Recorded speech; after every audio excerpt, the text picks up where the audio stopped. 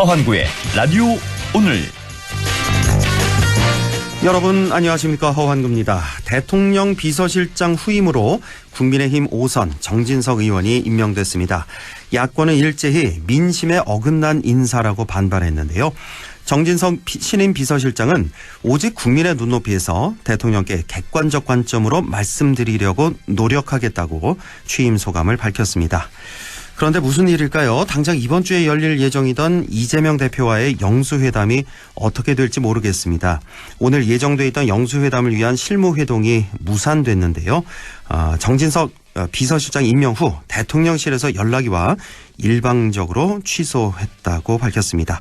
중요한 시기에 중요한 만남인 만큼 국민의 기대가 큽니다. 실속 있는 만남이 되도록 준비가 잘 돼야겠습니다. 4월 22일 월요일 라디오 오늘 광고 듣고 시작합니다.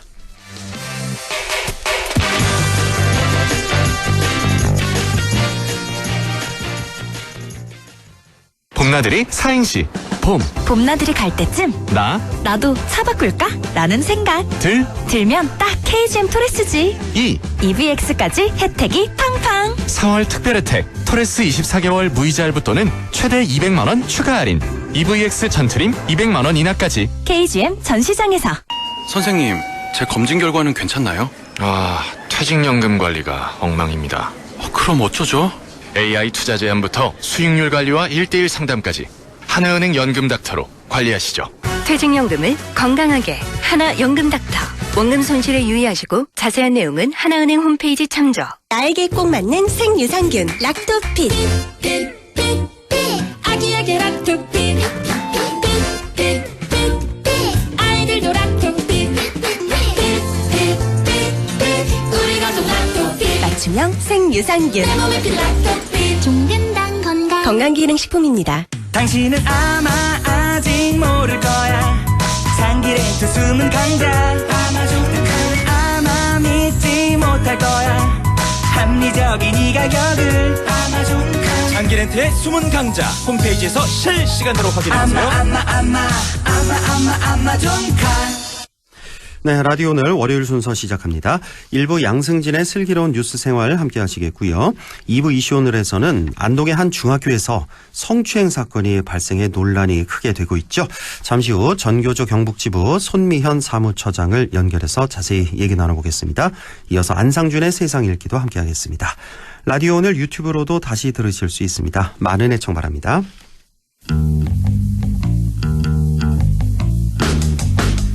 네, 슬기로운 뉴스 생활 시작합니다. 개발과 보전, 이 상반된 단어는 언제나 깊은 딜레마를 갖게 하는데요.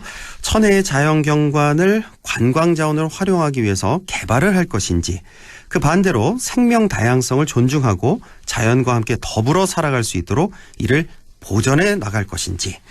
자, 우리 지역에서도 이런 딜레마 속에서 전자를 택하고 닻을 올린 사업이 있습니다. 바로 문경 주울산 케이블카 사업인데요. 오늘은 이와 관련된 얘기 나눠보겠습니다. 자, 오늘도 매일신문 양승진 기자와 함께합니다. 안녕하십니까? 예, 안녕하십니까? 네, 자, 먼저 문경시가 주울산의 케이블카 조성 사업을 본격적으로 시작하기로 했다고요? 네, 문경시는 문경세제 주울산에 산악관광의 랜드마크로 여겨지는 케이블카를 조성을 하기로 했는데요. 네. 그래서 지난 20일 문경세제 도립공원 야외 공연장에서 주울산 케이블카 기공식도 개최를 했습니다. 네. 주울산 케이블카 사업은 490억 원을 투입을 해서 오는 2025년 말까지 완공을 목표로 추진이 되는데, 네. 문경세제 도립공원 제4주차장 인근 하부 승강장에서 주울산 감봉 인근 해발 945m 상부 승강장을 연결하는 사업으로 삭도 길이는 약 1.8km, 그리고 10인승 곤돌라가 초속 5m 속도로 편도 7분 간격으로 운영될 예정입니다. 네. 시간당 최대 수송 인원은 1,500명 정도 수준입니다. 초속 5m로 가는 속도로 똑딱 하면 한 5m 앞으로 가는, 그렇게 뭐 느린 속도는 아닌 것 같네요. 네, 초속 네, 5m 그렇죠. 정도로 편도 7분 정도 되는 그 정도 거리다라는 거고. 예. 그렇군요. 예. 490억 원을 투입해서 내년 말에 완공을 추진한다. 목표로 한다는 건데, 글쎄요. 굉장히 좀 빠르다는 생각이 드네요. 이제 시작하면은 내년 말에 완공? 예, 상당히 빨리 추진되는 것 같은데. 네네. 자, 주울산 케이블카 조성 사업, 신영국 문경시장의 민선 8기 공약 사업이기도 합니다. 자, 사업 추진의 당위성 어떻게 봐야 될까요? 말씀하신 대로 이제 신영국 시장이 2022년 지방선거 당시에 이제 핵심 공약으로 내세운 사업인데요. 예? 그 신영국 시장은 그동안 언론 인터뷰 등을 통해서 주울산 케이블카 건립 공사의 필요성을 강조를 해왔습니다. 문경시는 이제 주울산 케이블카 설치를 통해서 일반인은 물론이고 노약자라던가 장애인들이라던가 이런 이동 제약자들이 주울산의 매력적인 경치를 감상할 수 있게 될 것이다. 이렇게 설명을 했는데요. 또 문경세제의 다양한 연계 자원과 시너지 효과를 통해서 지역 주민의 고용 증대라던가 지역 경제 활성화 효과도 클 것이다. 이렇게 전망을 했습니다. 네. 문경시에 따르면 연평균 문경을 찾는 관광객은 한 400만 명 정도 수준인데 이들의 평균 체류 시간이라던가 또 1인당 소비 금액의 경우에는 턱없이 낮아서 지역 경제 활성화에 그 효과가 미미하다고 합니다. 그래서 이제 문경시는 주울산 케이블카가 설치를 되면 그만큼 관광객이 지역에 체류할 수 있고 또 건설하는 동안 발생하는 낙수 효과도 클 것이라 이렇게 기대를 하고 있습니다. 네, 관광 그리고 또 낙수 효과까지 이런 당위성 말씀해 주셨는데, 자, 분명한 지역 경제 활성화 효과를 기대하고 관련 사업을 추진하고 있는데, 자, 그런데 기대하고 있는 이런 효과가 정말 발생할 수 있을까요? 우선 현재 공사 중인 중부 내륙 고속철도가 완공이 되면 서울에서 문경까지 1시간 10분 내로 이동이 가능해집니다. 예. 그러니까 수도권 관광객을 유입할 수 있는 수단이 마련된 만큼 이제 이들을 지역에서 머물게 하는 체류형 관광이 중요해진 상황이거든요. 네. 그래서 새로운 관광 자원을 건설하겠다라는 건 지역 관광 활성화 측면에서 반드시 필요해 보이기는 합니다. 네. 주울산은 대한민국 100대 명산 중 하나로 백두대간의 중심이자 또 문경세제를 거쳐 올라가는 문경의 진산입니다. 멀리서 바라보면 산 전체가 하나의 산성처럼 느껴질 만큼 자태도 웅장하고요. 케이블카로 정상을 오갈 수 있게 되면 문경세제 일관문 등 옛 과거 길을 하늘에서 조망할 수 있게 됩니다. 문경을 한눈에 담을 수 있는 건 당연하고 주변의 백두대간 능선까지도 볼 수 있게 돼 관광 수요는 충분히 있을 것으로 전망이 됩니다. 예. 이 같은 이유로 단풍철이라든가 축제 시기와 같이 일회성이 아니라 지속적으로 관광객 유입을 이끌 수 있는 요인으로 평가를 받아서 문경 시민이라든가 문경세제 주변의 숙박, 식당업소 등의 상인들의 기대도 매우 크고요. 그 문경시는 케이블카 조성 사업에 대해서 체류형 관광으로 전환을 위한 결정이었다. 이를 통해 관광객이 지역에 머물 수 있는 환경을 만들겠다. 이렇게 밝혔습니다. 예, 지난해였던 것으로 기억하는데 설악산 케이블카 조성 사업이 환경부 심의를 조건부로 통과하면서 전국적으로 케이블카 조성 사업이 우후죽순 이렇게 이루어지고 있는 상황이죠. 네, 설악산 케이블카 조성 사업이 한 40년 만에 조건부로 환경부 심의를 통과하면서 예. 전국 각 지자체에서 지역 관광 명소화 작업을 위해 케이블카 조성 사업을 속속 추진을 했는데요. 네. 문경을 포함해서 전국적으로 약 20곳의 지자체에서 케이블카 조성 사업에 관심을 보이고 있습니다. 전국적으로 20곳이나 된다. 네네. 케이블카 사업. 네. 예. 경북에서는 영주 소백산 국립공원 케이블카 설치 사업, 구미 금오산 도립공원 친환경 케이블카 연장 설치 사업, 또 상주 속리산 문장배 케이블카 설치 사업 등 국립 도립공원에서 케이블카 건설 사업에 대한 검토가 이루어졌었고요. 예. 또 영덕과 포항에서는 해상 케이블카 설치 사업에 대해 각각 해수부 심의, 시 자체 검토 등이 추진되기도 했습니다. 아, 그렇군요. 자, 우리 북부권만 좀 보죠. 문경 외에도 영주, 소백산, 상주, 아까 그 속리산이라고 했죠. 예. 네, 속리산 이렇게 케이블카 조성이 검토되거나 추진되고 있다라는 말씀이신데, 자, 이것도 좀 잠깐 살펴주시죠. 어떤 사업인지, 현재 진행은 어떻게 되고 있는지요? 먼저 이제 소백산 케이블카 조성 사업부터 이야기를 하면, 소백산은 1987년도에 이제 국내 18번째 국립공원으로 지정이 됐습니다. 네. 그런데 이제 2009년부터 케이블카 설치 주장이 나왔고, 그런데 두 차례 추진이 되다가 현재는 중단된 상태입니다. 당시에는 경제 타당성이라든가 환경 문제 등을 이유로 무산이 됐었고요. 네. 그런데 영주도 마찬가지로 박남서 영주시장이 2022년 선거 당시에 소백산 케이블카 조성 사업을 공약으로 내세웠습니다. 예. 그래서 지난해에는 예산 1억 원을 들여서 타당성 조사도 진행을 했고요. 그러다 보니까 이제 총 사업비는 800억 원 정도의 왕복 8km로 이제 케이블카를 조성하겠다는 계획도 세워뒀습니다. 이 소백산 케이블카가 훨씬 더 큰 사업이군요. 그렇죠.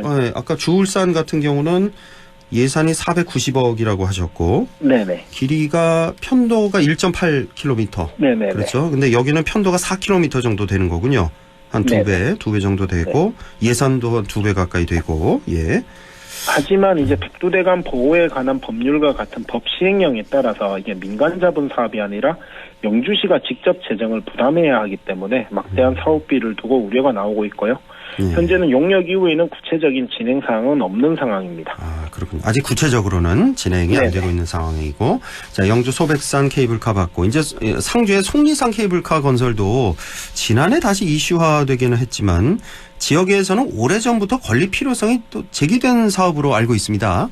네, 속리산 문장대에 케이블카를 설치해야 한다는 주장은 문장대 등산의 시작점인 상주 화북면의 관광산업 활성화를 위해서 남녀노소 누구나 문장대를 올라갈 수 있도록 해야 한다는 주장이 제기되면서부터 힘을 얻기 시작을 했는데요. 네. 문장대는 수많은 등산객이나 관광객이 몰리고 있는 곳이기는 하나 대부분 충북 보은 쪽인 법주사 방면에서 출발을 하고 있어서 속리산이 상주의 산이 아닌 인접한 충북 보은의 산이다. 맞아요. 이런 인식을 타파해야 한다는 이유도 한몫을 했습니다. 예.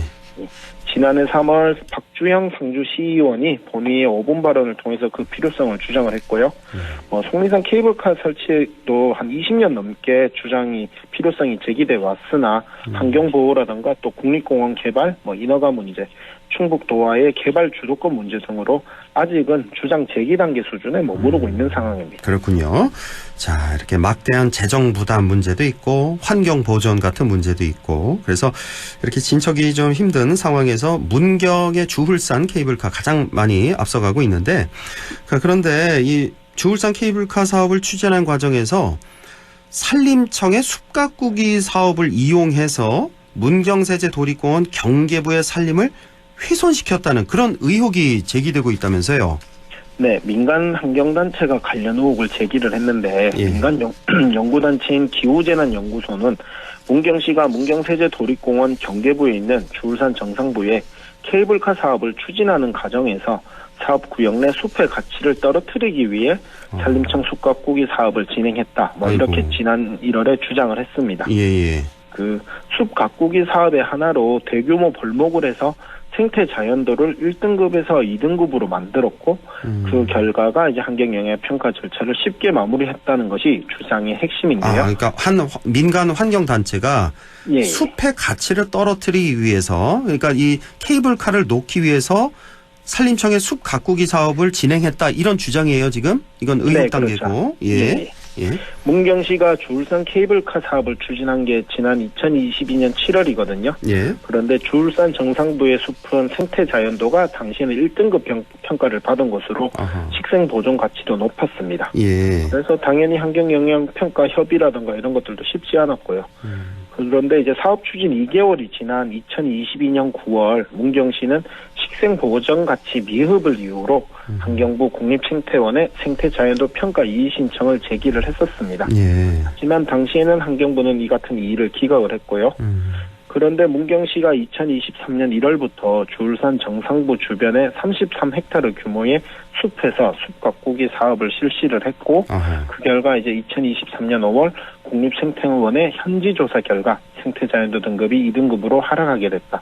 이것이 이제 민간 환경단체가 제기한 의혹들입니다. 이거 말씀을 쭉 들어보니까 의혹을 제기할 만하네요. 그렇죠? 네, 그렇죠. 일부러 숲 가꾸기 사업을 해서 생태자연도 1등급이었는데 이걸 2등급으로 만들었고, 그래서 이제 주울산 케이블카 사업이 진행될 수 있도록 했다. 이 문경시에 이렇게 했다는 이런 주장인데, 자,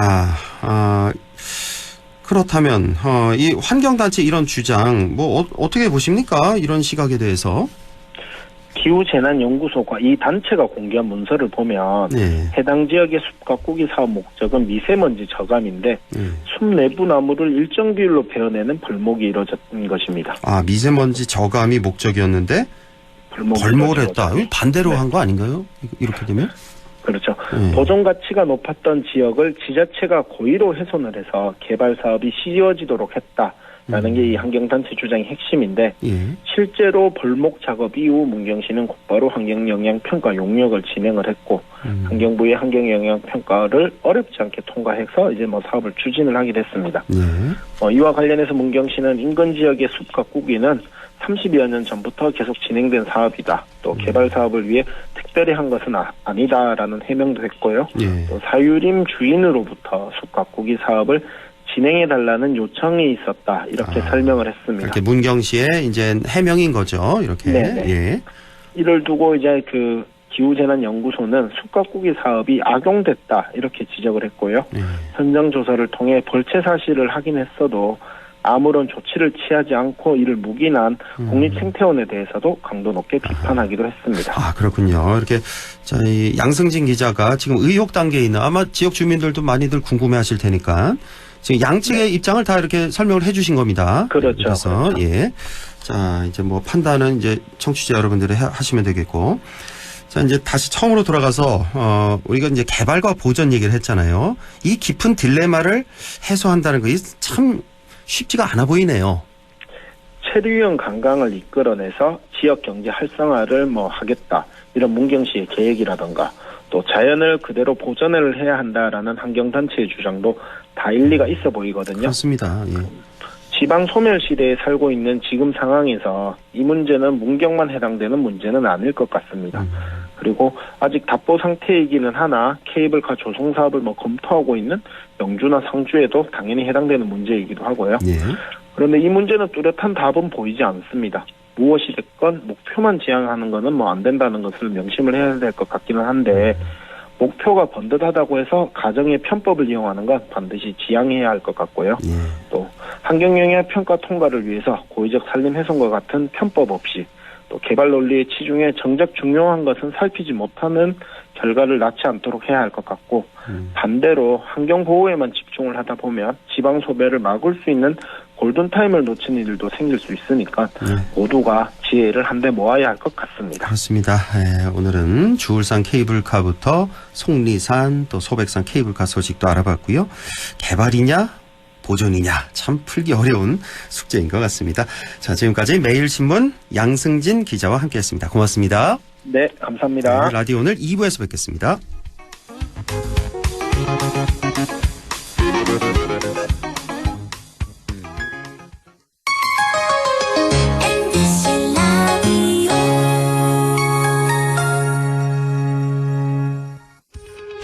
오늘도 안전하게 음주운전 예방수칙 알려드립니다.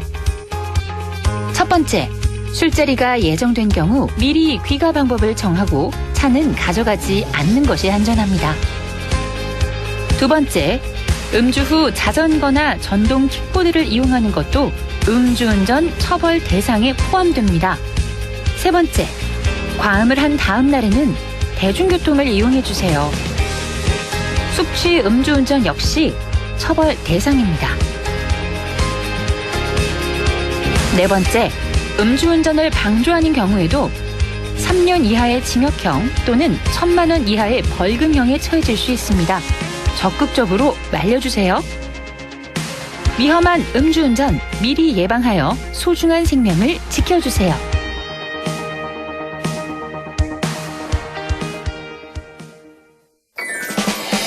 나 정상훈.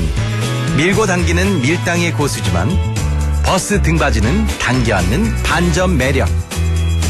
운동하며 흘린 땀을 사랑하지만 헬스기구에 묻은 땀은 꼭 닦아주는 반전 매력. 연기할 땐 거침없이 선을 넘지만 주차할 땐 절대 선을 넘지 않는 반전 매력. 이런 게 바로 지킬 건 꼭 지키는 반전 매너. 나부터 더 매너 있게, 서로에게 더 매력 있게. 공공장소 매너 함께 지켜주실 거죠? 공익광고 협의회.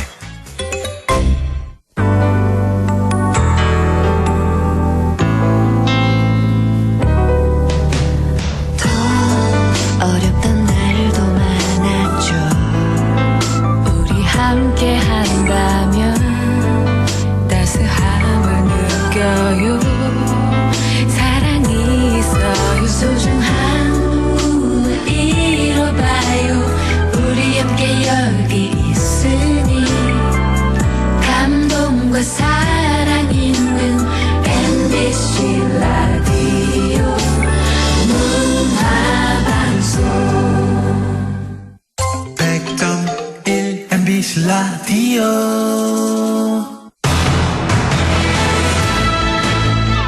네, 6시 25분 20초 지나고 있네요. 이슈 오늘 시작합니다. 우리 지역 안동의 한 중학교에서 성추행 사건이 발생해 논란이 되고 있습니다. 학교장이 여교사를 성추행한 사건인데요.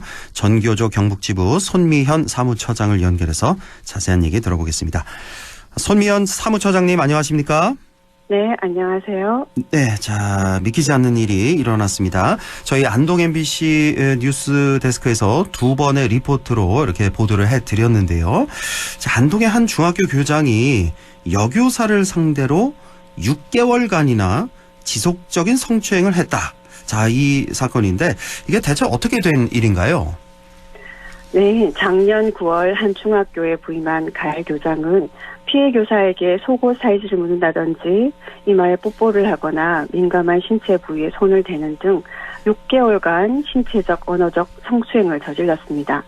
피해 교사가 소리를 지르거나 눈물을 흘려도 교감 선생님과 동료 교사가 멈출 것을 요구해도 가해 교장의 성추행 강도는 점점 심해졌다고 합니다.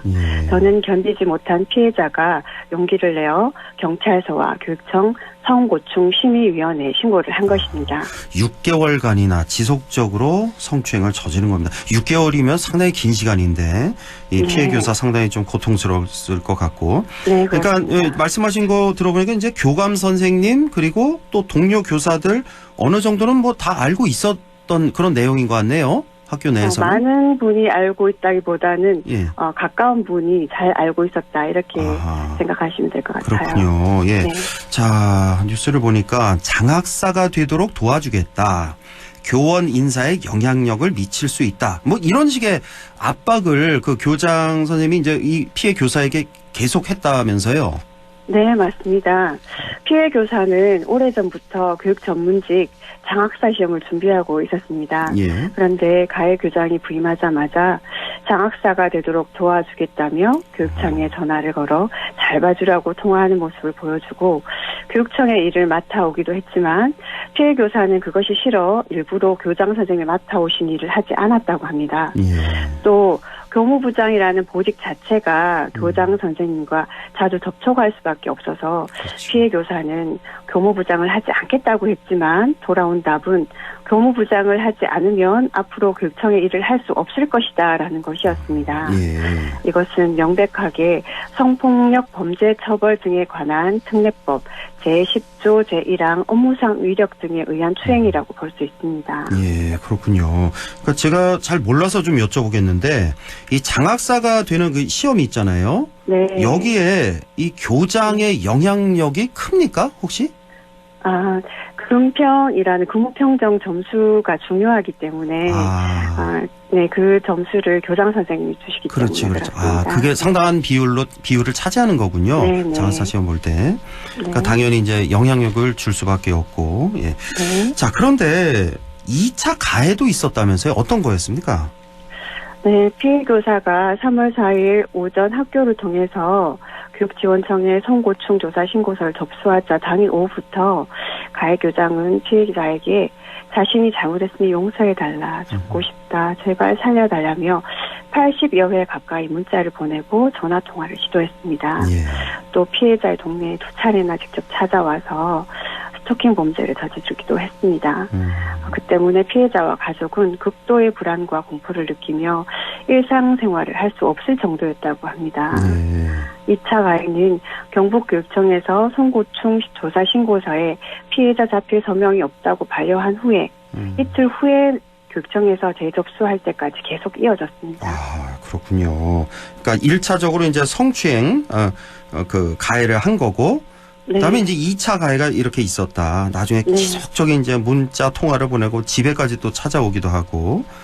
그래서 나중에 이거를 또 다시 그 고소를 했나요? 그 스토킹 범죄에 대해서 그렇죠? 뉴스를 보니까. 2차 가해 스토킹 범죄에 대해서 고소한 상태입니다. 2차 고소를 또 한 상태고 이 피해 교사가. 자, 그럼 정리를 좀 해보면. 이 피해 교사가 2월 29일에 안동 경찰서에 일단은 먼저 신고를 했네요. 그렇죠? 경찰서에 신고를 하고 그리고 3월 4일에 상급기관인 안동 교육지원청에 성고충 사건 조사 신청서를 접수를 하고 네. 그리고 나서 경북교육청에서는 일주일 후에야 문제 교장에 대해서 직위 해제를 통보했다고 하는데 자, 이게 좀 문제가 되는 거죠? 일주일 후에야 직위 해제 통보를 했다. 원래 이렇게 좀 시간이 걸리는 건가요, 혹시? 국가공무원법 제73조의 3에서 직위해제에 대해서 나와 있는데요. 공무원의 금품비 성범죄 등에 관해서 수사기관에서 수사가 개시되면 비위가 중대하고 정상적인 업무를 수행하기 어렵다 판단할 경우에 직위해제 처분을 하여야 한다고 되어 있습니다. 직위해제는 징계는 아니지만 비위에 대한 중대한 책임을 물어 직무를 중지시키는 행정조치로 이것은 가해자에게는 엄중한 경고조치이며 피해자에게는 보호조치가 되는 것입니다. 그렇죠. 당연하죠. 예. 네. 그런데 경북교육청이 3월 5일 경찰의 수사 개시 통보를 받고도 직위해제를 하지 않은 것은 피해자 보호조치를 제대로 하지 않은 것입니다. 이게 이제 일주일 걸린 거죠?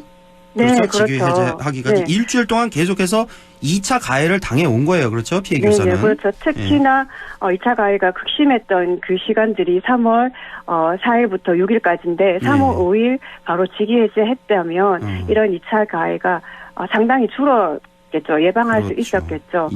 경북교육청은 3월 12일 오후에 배포된 정교조 경북지부의 보도 자료를 보고 경찰 수사 개시 통보를 확인하고 당일 저녁에 직위해제 조치를 했는데요.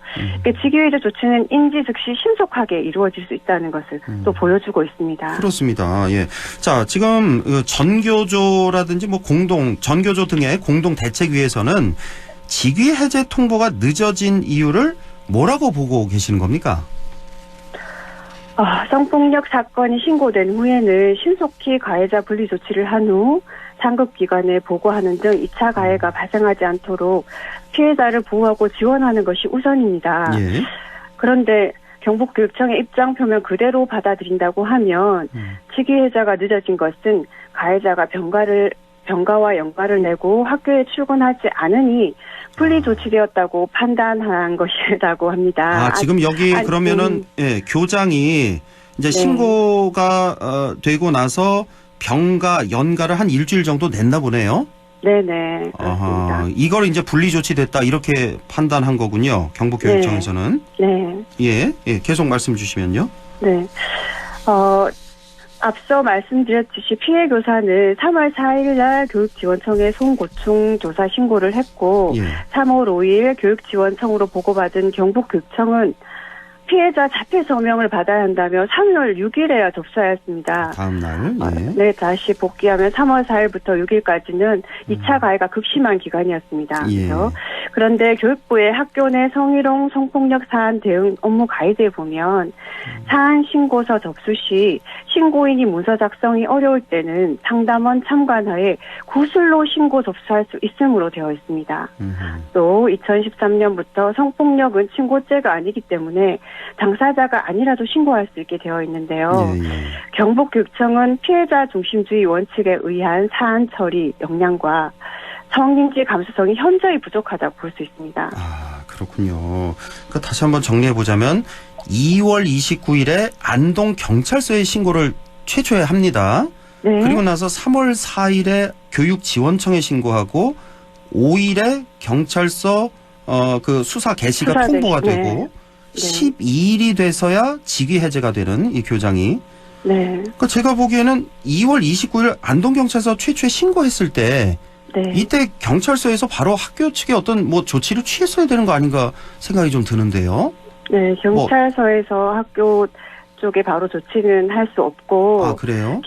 경찰서에서는 경북도교육청에 수사 개시 통보 공문을 보냈습니다. 그럼 교육청은 교육지원청으로, 교육지원청은 또 학교로 이렇게 지시가 이루어지는 것이죠. 그게 원래 이제 절차인데. 그러니까 경북교육청에서 바로 직위해제를 했었어야 하는 것입니다. 그날 바로 그 신고한 날, 다음 날이나 늦어도 다다음 날까지는 행정 처리 이렇게 시간이 걸린다 쳐도 하루나 이틀 내에는 이게 처리가 됐었어야 되는데. 그렇죠. 일주일 이상 이렇게 2차 가해를 당해왔다는 말씀이시고. 자, 그러면 이런 일련의 과정에 대해서 직위해제 통보가 늦어진 것에 대해서 경북교육청은 어떻게 해명하고 있습니까?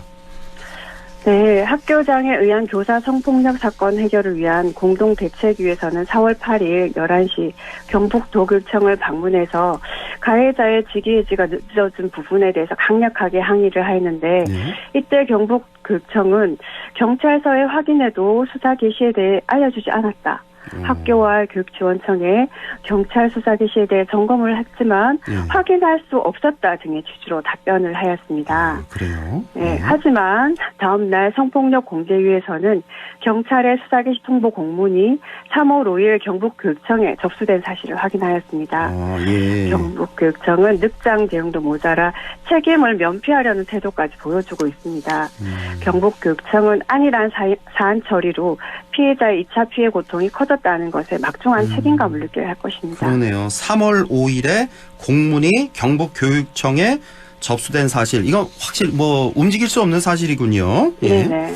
자, 아직 우리 사회에 또 우리 학교에 이런 구시대적인 일이 일어나고 있다는 게 믿기지가 않을 정도인데, 네. 자, 교내 성추행 사건 재발 방지를 위해서는 어떤 변화가 필요할까요? 가장 중요한 것은 학교 내 민주주의 실현과 인권 및 성인지 감수성을 높이는 것이라고 생각합니다. 피해자와 학교 구성원이 가해 교장에게 항의를 해도 소용이 없었다는 것과 6개월 동안 성폭력이 지속적으로 이루어졌다는 것은 정말 이해하기 어려운 일입니다. 여전히 학교에서는 승진 제도를 포함하여 교장이 막강한 권한을 행사하고 있고 교육청에서는 학교장 자율이라는 명분을 내세우며 지도와 감독의 책임을 제대로 하고 있지 않는 것입니다. 민주적인 학교 분위기가 형성되지 않는 이상 권위자의 잘못을 지적하고 바로잡기는 힘듭니다. 그것은 학생과 교사, 학생과 학생 사이에도 마찬가지인데 서로에게 관심을 가지고 경계를 지키며 존중하는 인권 및 성인지 감수성을 키우는 것도 중요하다고 생각합니다. 덧붙여 학생과 교직원을 대상으로 하는 정기적인 성폭력 피해 전수조사와 성폭력 가해자에 대한 관용 없는 무거운 처벌이 이루어져야 교내 성폭력 재발을 방지할 수 있다고 생각합니다. 예, 알겠습니다. 자, 전교조 등 공동대책위는 향후 이 사건에 대해서 어떻게 대응해 나가실 계획이신지 이것도 좀 궁금하고, 그리고 교육청에 바라는 점이 있다면 좀 말씀해 주시죠. 네. 오는 4월 29일 월요일 경북교육청에서 학교장에 의한 교사 성폭력 사건의 징계위원회가 열린다고 합니다. 징계위원회는 피해자가 일상으로 복귀하는 것을 돕고 교내 성폭력 근절을 위해서 가해 교장을 파면하여야 할 것입니다. 또 경북교육청은 늑장 대응으로 인해 2차 피해를 초래한 것에 대해 진상조사를 실시하고 관련 업무 역량과 성인지 감수성을 높이기 위한 조치를 취해야 할 것입니다. 또 학교 구성원들의 추가 피해 조사 및 교육 공동체를 회복하기 위한 프로그램을 운영하여야 할 것입니다. 성폭력 공대위에서는 피해 교사가 하루빨리 일상으로 복귀할 수 있도록 지원할 것이며 경북교육청이 위 후속 조치를 잘할 수 있도록 요구할 예정입니다. 예, 알겠습니다. 교장은 당장 파면시켜야 된다는 말씀이시고, 피해 교사가 하루빨리 일상으로 복귀해야 된다. 그리고 경북도 교육청의 이 늑장 대응에 대해서 철저히 조사해야 된다. 그리고 혹시나 모를 추가 피해자가 있을 수가 있으니까, 또 다른 피해자 이것도 조사를 해봐야 된다라는 그런 말씀까지 듣겠습니다. 알겠습니다. 오늘 소중한 말씀 잘 들었습니다. 지금까지 전교조 경북지부 손미현 사무처장이었습니다. 고맙습니다. 감사합니다. 라디오 오늘에서는 청취자 여러분의 참여를 기다리고 있습니다.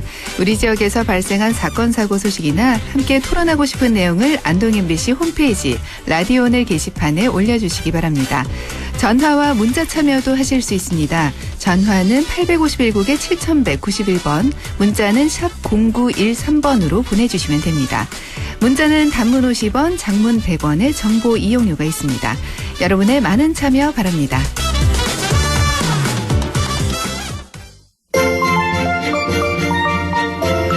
네, 안상준의 세상 읽기 시작합니다. 국립안동대학교 사학과 안상준 교수와 함께합니다. 안녕하십니까? 네, 안녕하세요. 네, 교수님 오늘은 어떤 얘기 나눠볼까요? 오늘 제가 우연한 기회에 서울에서 어떤 모임이 있었는데 그 안동대학교 교명 개정에 관한 여론을 들을 수 있어가지고 그거에 대해서 한번 좀 얘기를 해보려고 합니다. 아, 그쪽에서도 좀 관심이 있나 보네. 서울에서 모임이 있었는데. 그러니까 제가 어떤 이제 친지의 초청으로 서울의 모 대학에서 이제 어떤 행사에 참여했는데 거기에 시인, 대학 교수, 출판계 인사들이 뭐 다수가 있었어요. 그분들하고 이제 대화를 나눌 기회가 있었는데 어떻게 이제 뉴스로 이제 안동대학 통합 소식이 알려지니까 제가 이제 안동대학 교수라고 하니까 이제 관련해서 이런저런 질문을 던졌는데 그 중에서 제일 관심이 많았던 게 교명 개정이었고 그분들이 아주 좀 폭발적인 반응을 보여가지고 저녁 시간 내내 그거에 관해서 좀 얘기를 했었고 그분들의 이제 좀 외부인이니까 안동대학하고 전혀 상관없지만 안동이 그렇게 가서는 안 된다는 그런 의견을 제가 듣고 이거 너무 진짜 의외고 또 참신했고 그래서 좀 소개를 하려고 합니다. 그렇군요. 사실 지난 목요일에 우리 안영진 변호사와 이 주제를 한번 다뤘었는데 당시에 이제 정태주 총장의 그 입장도 저희가 함께 전해드린 바가 있는데 오늘 좀 더 자세히 그 내용을 좀 알아보겠습니다. 자, 그 모임에서 안동과는 전혀 상관없는 그런 인사들이었잖아요. 네네네. 예. 그 분들이 어떻게 해서 이제 이런 얘기를 어떤 모임이었냐면요. 작고한 하도 모 시인의 업적을 기리는 연구소를 창립하는 기념 행사였어요. 그러니까 이제 그 시인들이나 시문학회 관련 인사들이 많이 참여했고 문학평론가 그 문학 전문 출판사 등 현역 연구자들 그리고 또 문화계에서 배우나 성우 같은 이게 시낭송을 좀 많이 하시는 그런 분들도 오시고 그래가지고 저는 뜻밖의 아주 그 문화계 인사들하고 저녁 시간을 같이 보내면서 많은 얘기를 나눴고 그리고 이제 그 행사에서 정말 오랜만에 시낭송하는 그런 모습을 봤는데 현역 배우와 멀로 배우가 그 작고한 시인의 그 시들을 낭송하는데 이건 정말 귀한 경험이었어요. 아주 귀한 소중한 그 시간에 뜻밖의 안동대학교 개명 얘기가 이제 오갔다는 건데 자 그러면 다른 이런 유명 인사들의 의견은 대체로 어땠습니까? 그러니까 이제 그런 행사가 다 마치고 저녁 식사하고 이제 좀 술자리도 갖고 그랬는데 그 자리에서 이제 자연히 제가 이제 안동대학에서 왔으니까 저같이 이제 지방대학 교수를 만날 기회가 그분들은 많지 않잖아요. 그리고 이제 저랑 대화를 하려고 하니까 뭐 안동에 대해서 들은 뉴스가 최근에 대학 통합에 관한 거였던 것 같아요. 그리고 거기에는 대학 교수님들도 많았어요. 또 시인이자 대학에 계신 분들도 있었고 그러니까 이제 자연스럽게 이런저런 얘기를 하다가 뭐 통합 잘 돼 갑니까? 어쩝니까? 그러니까 제가 사실 뭐 통합 진행 과정을 잘 모르거든요. 그래서 이제 교명 개정에 대한 여론이 이제 학내 여론이 좀 반발이 세고 이렇다 그랬더니 그러다가 이제 뭐 본격적으로 이런 관련해서 대화가 이제 오고 갔는데 제가 이제 관련 대화들을 좀 짧게 소개하면 이런 거예요. A 시인이 이렇게 묻습니다. 그럼 새로운 교명이 도대체 뭔가요? 그래요. 그래서 제가 경상북도 국립대학교요. 그랬어요. 요게 이제 1순위잖아요. 네네. 그랬더니 일동 그게 뭐예요? 이거 경북대학 아니에요? 그러는 거예요. 그렇죠. 그래서 제가 또 다른 하나 후보도 있는데 국립인문과학기술대학교입니다. 그랬더니 요게 2순위. 또 거기 있는 분들이 다 하나같이 그건 또 뭐예요? 이렇게 반응을 하시는 거예요. 그랬더니 옆에 바로 있었던 B 시인이 대학에 인문과학기술이 있는 건 기본 아니에요? 이러는 거예요. 그렇죠. 인문과학기술이 없으면 대학이 아니죠. 제가 이제 그렇게 또 반응을 했더니 옆에 있었던 아주 요즘 핫한 원로 여배우가 나 참 그 안동을 빼는 거 말이 안 돼요. 이렇게 나오시는 거예요. 전혀 상관이 없는 그 배우도 안동과 상관이 없는? 그 여배우분은 최근에 아주 종영한 드라마에서 굉장히 그 핫한 인기를 얻었던 그런 배우분인데 이 얘기에 참여해가지고는 뜻밖의 그런 반응을 내시면서 제가 이제 그간의 어떤 우여곡절을 이렇게 설명하면서 사실 공모전 당선작이 한빛대학교였어요라고 제가 소개했어요. 그랬더니 거기 계신 분들이 어느 개척교회 이름 같은데요. 그러면서 맞다. 이런 교회. 웃고 그런 상황이 벌어졌었어요.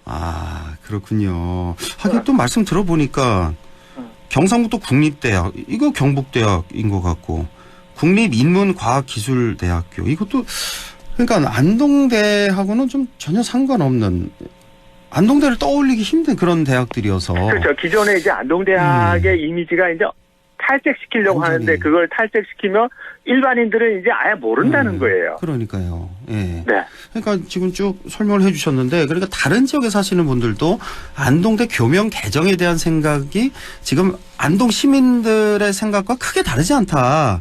네. 이렇게 볼 수가 있을 것 같습니다. 자, 이분들이 현재 거론되는 교명에 반대하는 이유가 뭐였나요? 그러니까 종합하면 이런 거예요. 그분들이 기억하는 안동은 전통 문화와 인문학으로 기억이 됩니다. 예. 더욱이 지금 안동대학이 K인문을 표방하면서 글로컬 대학의 사업에 선정되었기 때문에 안동을 지우는 새로운 장명은 말이 안 된다 그러는 거예요. 네. 그래서 안동을 지우는 순간 K인문의 상징 공간이자 그런 상징 공간이 사라진다고 그들은 생각하고 있었어요. 네. 그러면서 아까 말씀드린 경상북도 국립대학은 이건 그냥 일반 명사고 국립인문과학기술대학교는 어느 작은 전문대학의 그런 그 인상을 풍긴다. 그렇죠. 예. 그렇기 때문에 누구도 이 이름을 기억하지도 못하고 어떤 인상도 남기지 못한다고 말씀하시면서 그 개명은 중단되고 다시 재설계된다고 그렇게 지금 결론적으로 말씀을 하시더라고요, 여러분이. 그러니까 쭉 국립안동대학교가 내려온 그 역사와 전통이 있는데 이것도 좀 한순간에 좀 무너지는 것 같고, 지금 말씀하신 이유 외에도. 자, 그러자 이제 지난주에도 제가 덧붙여 드렸는데, 이제 안동대 그 정태주 총장의 얘기가 뭐냐면, 안동대학교에 그 안동이란 말이 들어가면 어떤 좀 뭐라고 할까요? 어떤 제한적이다. 어떤 발전, 앞으로 발전해 나가는 데 있어서 어떤 한계성이 있다는 거, 그게 이제 그 말이 기억이 나고, 안동대의 미래지향적인 발전, 이런 걸 감안했다. 그리고 정시 지원자의 한 60% 이상이 수도권과 또 대경 외 지역인 점, 그것도 고려했다. 이렇게 해명을 하던데. 자, 만약에 그런 논리라면요. K인문으로 표방하면 안 됩니다. 왜냐하면 안동은 인문하고 딱 맞는 이미지이기 때문에 그 사업에서 글로컬 사업 그 심사위원회에서도 안동은 인문이기 때문에 뽑아준 거예요. 예. 근데 거기서 인문은 내세우고 안동은 없애버리면 그건 모순이잖아요. 그러니까 말입니다. 예.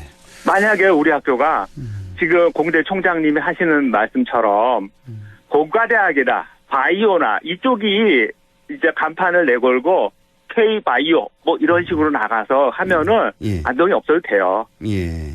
제 생각에는. 예. 그렇지만 인문을 내세우는 순간에 안동이 없어지면은 이거는 밸런스가 안 맞는 거고 이거 자체가 사업이 불가능한 겁니다.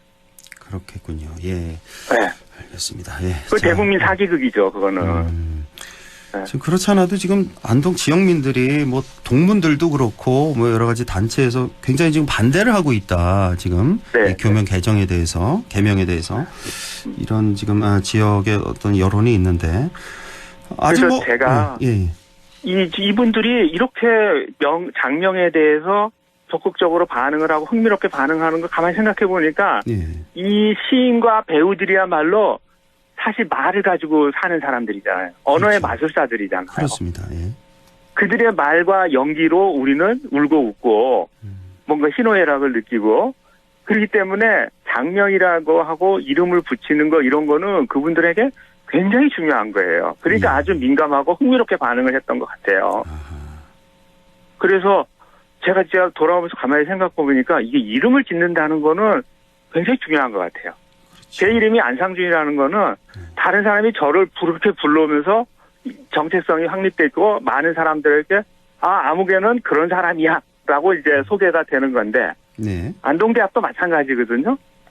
지금 40년 이상 동안 이 대학이 생존해 오면서 대한민국 국민들에게는 안동대학은 그런 대학이라고 찍혀 있는데, 각인이 돼 있는데 그 내용이 전통문화하고 인문이란 말이에요. 예.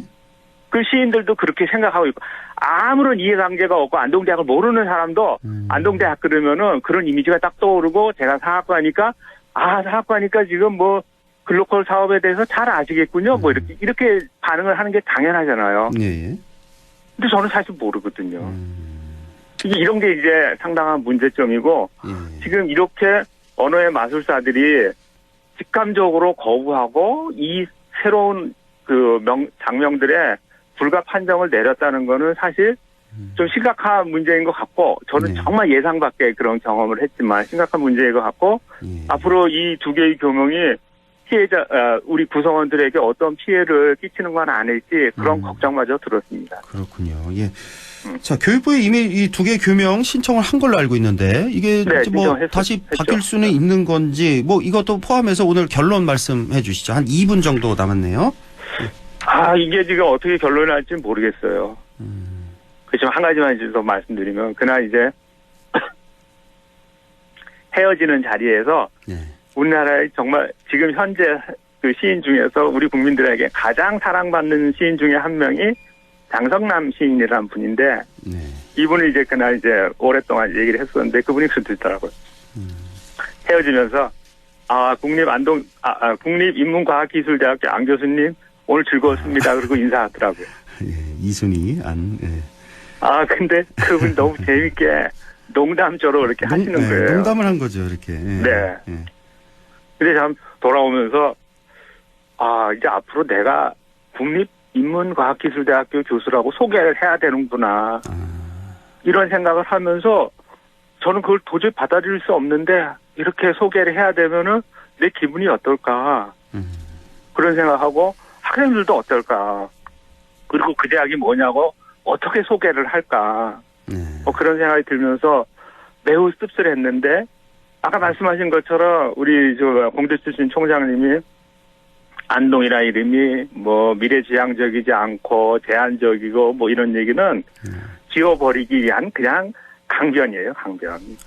그렇기 때문에 저는 지금 안동대학이라는 그 대학의 정체성을 살리고 내용을 뭔가 풍부하게 해서 세계적인 대학을 나가야 된다고 생각을 하지 이 이름 가지고 이렇게 많은 그 소모적인 논란을 버리고 이러면서 끌고 가는 거는 전혀 맞지 않다고 생각하고요. 그리고 애당초부터 공모전부터 마지막 선호도 조사에 이르기까지 그 엉터리 같은 조사를 하면서 지금까지 왔고 그 사이에도 마지막 결론이 난 순간까지도 왜 안동을 빼야 되는지 그 이유도 설명하지 않은 이런 수없이 많은 절차상의 문제도 다시 한번 지적을 하면서 이제는 바라는 거는 교육부에서 이 엉터리 같은 이름들을 제거하라고 좀 반려했으면 하는 마음뿐입니다. 예, 알겠습니다. 국립안동대학교 사학과 안상준 교수였습니다. 고맙습니다. 네.